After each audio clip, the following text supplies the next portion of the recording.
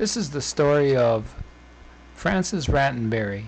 He was an amazing man, and he was in Vancouver and built various things. Here we have Ken Cavalier to tell you the story. My name is Ken Cavalier. I'm an art historian and lawyer who've studied Canadian art and architecture for very many years. In the architecture, particularly around the Inner Harbour in Victoria and also here in Vancouver. One of the most interesting characters in the history of architecture here in British Columbia was Francis Mawson Rattenbury, probably best known as the architect of the Parliament buildings, legislative buildings over in Victoria. He also was very much involved with the building of a number of railway hotels, including the Empress Hotel and including the third Vancouver Hotel here in Vancouver. And he did a fair bit of other architecture around the province as well, the Nelson Courthouse, several banks, buildings for the Bank of Montreal, those sorts of things. What makes him interesting was that he arrived in Victoria, I believe it was 1892 or so, and just in time for the announcement of competition for the building of a set of legislative buildings or parliament buildings. And those were to be done to secure for Victoria once and for all its position as the capital of the two colonies, British Columbia and Vancouver Island and the mainland colony. Originally, the mainland colony had its capital first in Fort Langley, but then later on it was in New Westminster. When the two colonies were merged in 1860, I think it was, or 1859, the capital, and one of the ways to ensure that that would be the case was to build a set of legislative buildings. Well, the old buildings that were there were called the bird cages, and they were right on the Inner Harbour, and so this had sort of set where the site would be for the new buildings. When Rattenbury arrived in 1892, this competition had been announced, and some 67 architects, many of them from all over the world, a lot of Americans of course, had submitted plans on an initial project of $500,000 budget for building the new buildings. From that initial 67, they narrowed it down to something like 5 finalists, who were then granted an extra $100 and some odd thousand in the tender to design the buildings that would become the legislative buildings.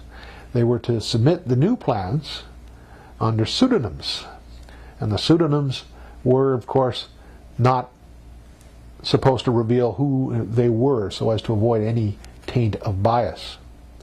Well, in 1892, when Rattenbury had arrived, he came from Bradford, England. He had been working in an architectural office over there. He made claims to having been involved in the building of several buildings, some of which he hadn't even been born before they were designed. But exaggerating perhaps his qualifications, he was able to successfully get into that final 5. Of the final 5, only one was a Canadian citizen. The other 4 were apparently American or from elsewhere.